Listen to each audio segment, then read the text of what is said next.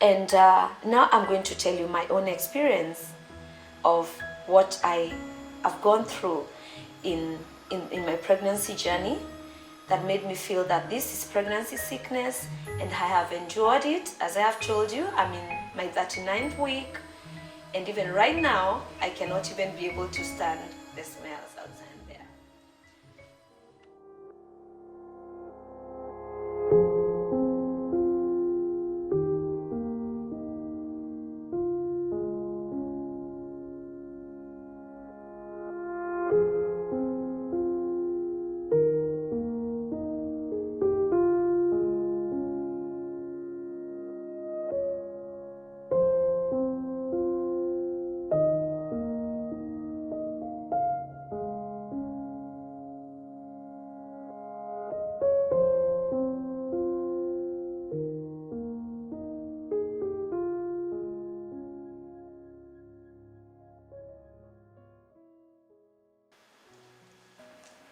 So, I have undergone pregnancy sickness, and I would like to give you my own experience of what I've gone through in the, say, 9 months, but basically say 8, because of course the first 4 weeks, to some people, it's the pregnancy sickness is not yet outside there, it's not yet pronounced in the body, and so you're not really able to feel the bad symptoms.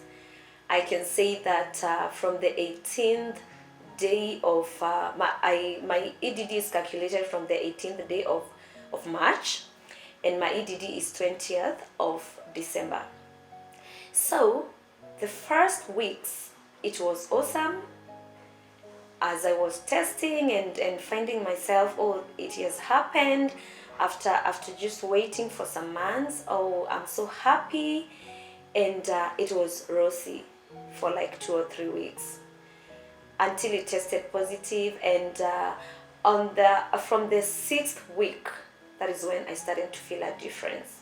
I had gone to High Ridge Market to buy some vegetables, and I was like, this pregnancy, I want to eat a lot, I want to really eat. I see people eating everything they find on their way, and because with the first pregnancy I was not able to, I wouldn't stand onions, I wouldn't stand meat, I wouldn't stand many types of foods. I told myself, it appears this time around I am about to enjoy this pregnancy, I'm gonna eat everything. I really want to really dark myself outside there, to add weight, and to start just looking very, very pregnant very early.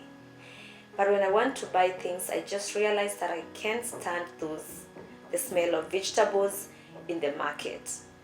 And I was like, God, don't let it take that direction. So from there, the symptoms became worse and worse, but the real vomiting and getting really sick set in from around the 7th week.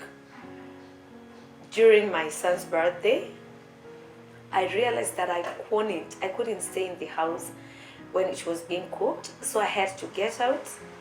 And when I came back and found the house full of the delicacies, when you're cooking for guests for a birthday, the onions, the meats, the garlics, everything, I really vomited, and it became so bad. And I'm waiting for visitors, I have to put my best foot forward. From there, it just became that I cannot stand smells. The food that had remained from the birthday, we really had to look for a way to dispose it, because I wouldn't keep it in the house. I wouldn't stand the smell of the house. From there, my kitchen became too smelly for me. I wouldn't be able to stand the smell of my kitchen. And the smell emanating from the kitchen to the sitting room, to the dining room, to the living room became so bad. So I became ridden, like bedroom ridden, so that anytime I'm in the house, I just stay in the bedroom, because the smells were too intense, too bad for me. I just would vomit many times a day, and I wasn't able to eat much food. I just got from eating everything to just taking strungi, as you call it, the black tea, and a piece of ugali, and then I would feel it's still so bad on me. and I would still vomit. So my greatest enemy in the pregnancy sickness is the smell aversion, was the smell aversion. And I still have a smell aversion because all through this, from that time now, say it's 8 months, we've not used onions on foods. We just cook flat foods in the house. What I have to do is sometimes the family eats out, or we get food for them and they eat from the balcony, but we can't just sit down in the house and eat meats or anything cooked with onions. So smell aversion was my greatest cause of the sickness, because now with the smell aversion, I would get a lot of saliva, the pituitalism. It would become too excess. I spat cups and cups of saliva. I even had to buy a specific kind of cup which I could carry around and fake it like I'm carrying tea, but in the real sense, it was just a spitting cup, because the towels were becoming too soaked very fast. So anytime I would go out, maybe to work or to meet anyone, I just had to carry it and then maybe excuse myself. It reached a point where I had to work from the house because getting outside was just bad. I became so sick. And now this smell aversion would cause me not to be able to eat many types of foods. And because of that, I became very weak. I started losing weight and started my pregnancy at around 56. I lost the weight all the way to 48. And then it is after that now I started regaining back. But before regaining back, it was a journey. At some point, my husband suggested, I just have to take you to your mom's so that your mom can just help to take care of you, because he was so scared I was really getting weak, and the medicines I had been told to take for the nausea were not working. So I arrived home and my mom was very shocked because I was very weak, I was very frail, very intensively sick. I just, that time I wasn't even able to take pictures. I was just bad, the way you would think that you're expectant now, you'll be out there. But so I just had a time at home for a few weeks, but I wouldn't stay long there because of course of the firstborn had to come back home. So it became so bad, and getting through it, coming back to Nairobi again from up country, I got more sick because the smells here are more intense in Nairobi than up country. In up country, especially in my remote place, there are not many cars. You can go and breathe near the river. There is a river nearer. The homesteads are far apart. You can't smell what the neighbor is cooking. But back home, back in Nairobi now, there were so many smells again. Right from the start of the highway, the cars, the hotels, the neighbors now, because yes, you've not cooked with onions, but the minute you open that door, the diffusion brings in the smells from all over, from the cars passing, from the neighbors cooking, and it has been bad. I gag at the smells, I feel sick. So you're like, yes, I want this baby. I've been waiting. I've prayed about it. I prayed for the baby, but I'm not enjoying the journey. I wish it can be over. By the time you're saying you wish it's over, it's only 16 weeks. It's only 17 weeks. And you're looking ahead and you're not sure how you're going to make it through. So that has been quite my journey. The time I found relief was at around 22 weeks. That's when I started feeling better and started regaining weight slowly by slowly. And by now I have regained back to 56 and even added about 2 or 3 more. But as you can see, it's a delay in the weight gaining. It's quite a delay because you're supposed to gain weight. You're not supposed to lose. So I'm supposed to be hitting, if I started at 56 and you're supposed to gain 10 or more, I should be beyond 66 there. But I checked 2 weeks ago, it was around 59 thereabout. So maybe by the time I go next week, maybe to get the baby, or the time God decides, anytime from now, maybe I'll be at 60s, and that is not enough weight to gain during pregnancy. But either way, I'm healthy, the baby is healthy. But I'll tell you that it's not easy for someone who is experiencing pregnancy sickness.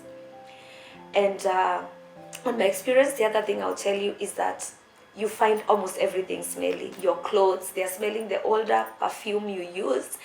My clothes would be washed 100 times, but I would still not stand them. At some point, I made a mistake and bought some second-hand clothes for myself to wear, and they were washed. I wore it. When I went in the car with it, I just found myself vomiting and feeling bad. What is that smelling? By the time I realized it was really my clothes that were smelling, it was a moment. So I had to get back home and just remove them and bathe so that not the smell could go away.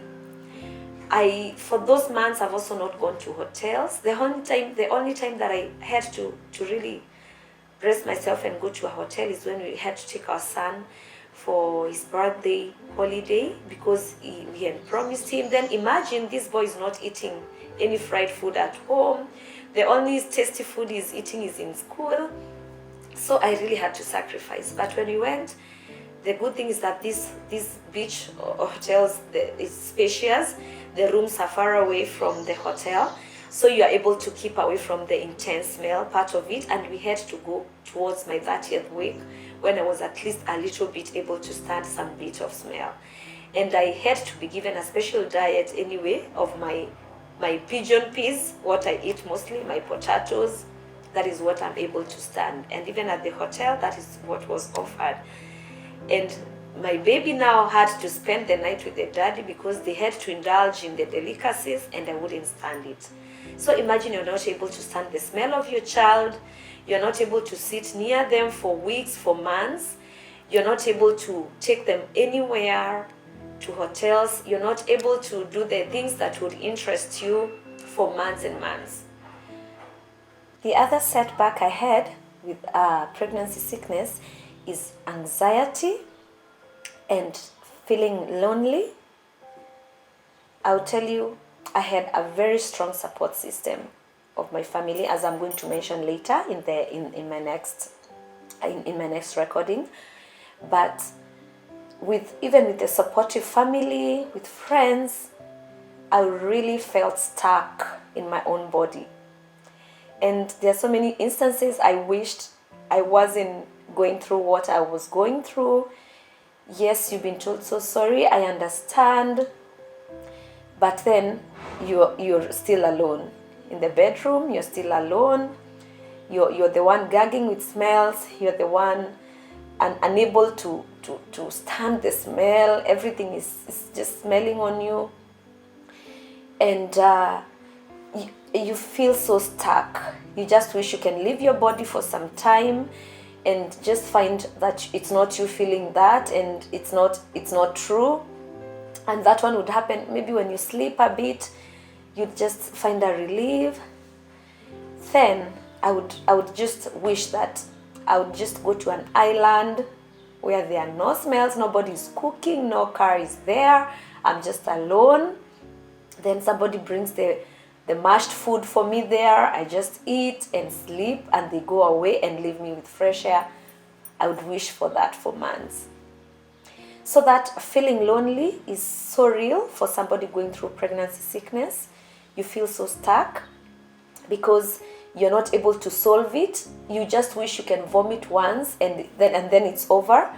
But you realize that you vomit again and again. You're unable to eat again and again. The smell is there again and again.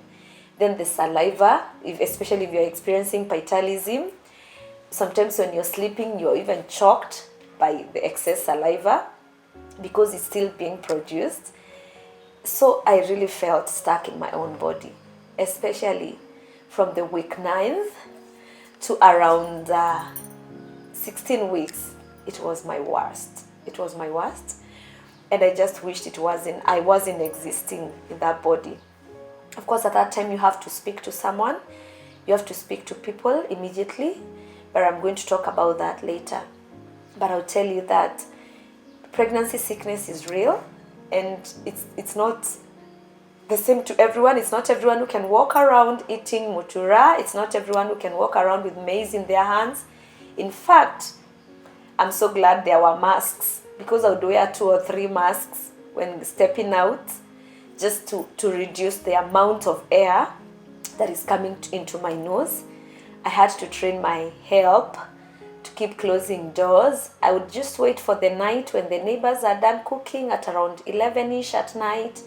When I'm working a little bit, that's when I would open the doors for aeration of the house. But during the day, I wouldn't. And in the first months, actually, I just had to get stuck in my bedroom. At least from the week 20 something there, I could now stay in the sitting room. For those first months, actually, I was not able to even to help my firstborn with their schoolwork. The dad had to do everything, because he would come and he has eaten onion food in school. I'm not able to sit close to him. I'm so sick, I've been vomiting. So sometimes I'm not able to check his school diaries and all. But I spoke to the teacher and I explained to her that in case you find any gap, please cover it for us. We are going through this and that. We had to change the school transport from me dropping the baby every morning to finding another way, because the dad was also held up. We really had to adjust a lot because of pregnancy sickness. And so I would confidently stand with a woman who is going through this and just want to cover them and just want to tell them it's okay and just want to do what is supposed to be done. So in my next video, I'm going to speak about the people who supported me in this pregnancy journey, and then I'm going to talk about the things you should really do and maybe the things you should not do to someone who is going through pregnancy sickness. Thank you very much.